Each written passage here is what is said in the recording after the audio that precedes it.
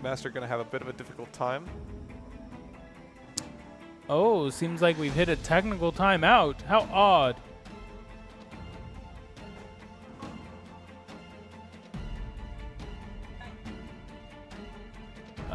Almost looks like the base for the University of Washington has lost power. Perhaps need a new battery. I believe these bases are battery powered. The same batteries that power the robots. Yep. So those die just like every other battery. And they have been on all day.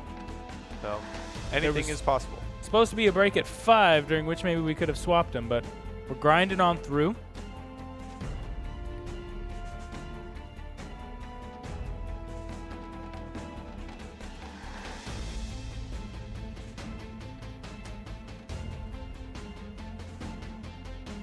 All right, looks like that base is nice and healthy once again. Might take a little reinitialization. You want to make sure that base knows that it's starting a 3v3 match, so it does the appropriate invulnerability and shielding and all of those procedures. Oh, that'd be a fun match, though, Matt. What if we gave UW like a completely vulnerable base? In the 3v3 arena. Looks like we're not going to have to worry about that anymore, as the base is online and good to go. Showing that invincibility with the green light bars. Their sentry doing their thing of moving slowly down the field while scanning for targets. Looks like it might be finding one soon. University of Washington sentry not appearing to lock on. This is what I'm talking about, Matt. If UW sentry is off and CU's is on, I think CU wins. If the same vice versa, right? You've got to make sure your sentry is actually functional to be competitive at the higher level. University of Washington is fielding a hero. They are using this last group stage performance to see if their hero is up to snuff, as they have been running 2 standards all day today. Maybe they heard how much flack I was giving them for not being able to finish off bases. They definitely want to establish their name as one that can, as it looks like their sentry is actually engaging the McMaster standard. As we're watching his health fall in the top right. 11 health left, a dream of taking out this sentry, and it looks like that's going to be thwarted by the sentry. 100% autonomous. Very impressive that it's able to find those targets and dispatch them. When the robots are revived, they do have a small time of invulnerability, which is why all of those projectiles hitting did not immediately take that McMaster robot out. Otherwise, that would be a very easy XP farm if you only got a single robot down on any team. Despite the early sentry kill, McMaster actually ahead more than a minute into the game, still winning by sentry health. So good job from McMaster. This is not what I would have guessed to look like 2 minutes into round 1. That is for sure. 2 minutes isn't far off from 3 minutes. Just how much is left in the match. McMaster sentry still alive and kicking, as now it is starting to take damage. Its evasive code actually doing a pretty good job at deterring the University of Washington from getting a lot of shots off on it. McMaster in a narrow lead. Given the match is almost halfway over, that is quite impressive, as now McMaster is taking more shots at the sentry from a considerable distance. 8 projectile difference in the health of these sentries. 2 minutes, 20 seconds left. The McMaster still ahead with 2 minutes and 15 seconds left to go. This would just absolutely electrify the evening, Matt. I am an underdog kind of guy. Would love to watch the Cinderella story, the impossible become possible. 2 minutes left. McMaster tied in sentry health with the University of Washington. Yeah. But, very interesting to see how their long-range shots will be able to land on that There we go. The hero from the University of Washington finally landing a hit. Able to bring down the sentry health from McMaster down below 300, giving them a very slim lead. Ooh, but that lead might be a little bit short-lived, as now the standard for University of Washington is level 3 from that sentry kill. Sentry now actually going into a bit of a defensive posture. I don't know if it was intentional or if it was deciding to run into the wall, as now McMaster must go back to get more ammunition from their repair zone. Their sentry taking a lot of damage. The pressure that the University of Washington has exerted. I don't think there's been many seconds in this game that University of Washington has not had a robot on the side of the field for McMaster, being very, very aggressive as their sentry is holding down the fort, moving into a very good defensive position at the base, taking a bit of damage, but dealing a lot more than it's taking. Yeah, that sentry's doing a great job. McMaster also doing a good job. They're at 70. They're managing their health pretty well. They're probably going to have to pull out pretty soon before they get attacked by both the standard and the sentry. 20 HP left. Oh, and there he goes. Close. They almost made it out. Very smooth camera transition, as we now are in the eyes of UW's standard. UW's accuracy has really been very poor this year.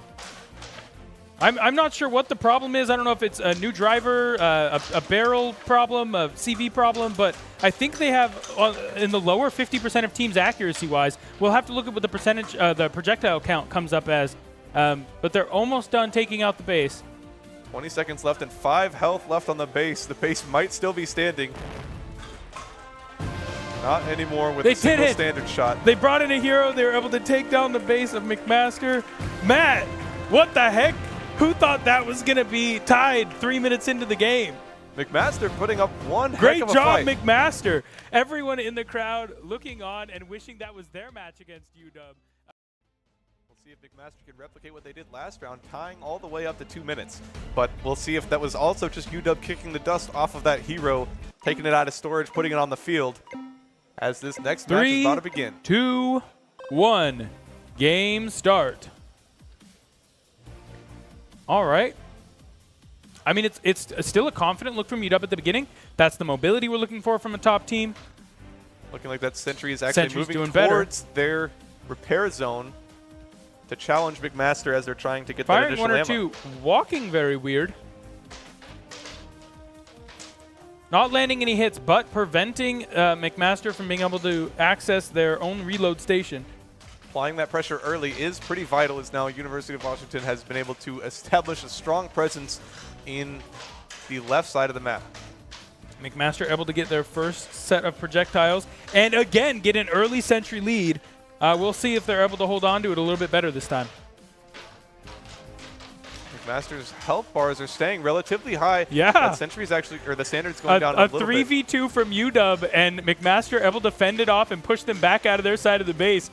McMaster, one of our younger teams, one of our underdogs for sure, able to push off the this is the actually two-time sentry returning on sentry champion. combat. I just realized the sentry from UW is engaging the sentry from McMaster car. If it actually keeps it locked in, it looks like the other 2 robots from McMaster might be able to deal enough damage to offset the damage done to their own sentry. That looks to still be the McMaster case. slowly getting whittled down here. They're gonna have to play a little safe. There it is. And that's going to be the difference maker. The momentum has started to build. But again, for the first 2.5 minutes, UW actually behind in the match, not able to 1v1 at level 1. They're 3v2, and they're barely staying ahead. This doesn't bode well for when they have to fight teams that have a functional sentry. That sentry taking even more damage as McMaster is engaging very well with their standard 4. Yeah, McMaster standard 4 doing well, McMaster standard 3 doing well. Glad to see both of those standards. Well, gotta honor the sentry kill from University of Washington on that standard 4 for McMaster. Very, very cool to see those 100% autonomous robots able to take out the user-controlled ones. We're in the pilot of the standard for the University of Washington. You can see most of these projectiles missing, almost all of them. You'll see the armor plates flash when he gets a hit. But I think, nope. Maybe got one. Looks like they're trying to have their CV engage. It's just not doing a very good job of really actually tracking. Once again, McMaster still in the lead. 2 minutes and 30 seconds left. McMaster still winning. Halfway through, and McMaster's up. Crowd, can we get some hype from McMaster? Looks like University of Washington's going to go try to employ the strategy of just going straight through the sentry. They don't want to have to deal with their standard inaccuracy, or they're just going to get closer to that sentry and do a lot more damage. Looks like they finally found a way to get closer and deal a bit more damage. Might have been more of an accuracy check for the 2 minutes left. Review after the play. UW has pulled back ahead. They've got a level advantage. There's no reason for them to lose this game. It is well secured. We'll see if McMaster's able to actually come back if they're still doing damage to that sentry. Sentry's actually gone back and is now healed back up almost to full. That's impressive. University of Washington being able to make a tactical retreat with an autonomous robot is what is going to easily secure them this win, as now that hero starts hammering away at the base, going for their second base kill of the day. University of Washington taking a commanding lead in the last minute and a half of this round. And McMaster not going out without a fight. University of Washington definitely going to win. It was always a long shot for McMaster, even once we saw this performance.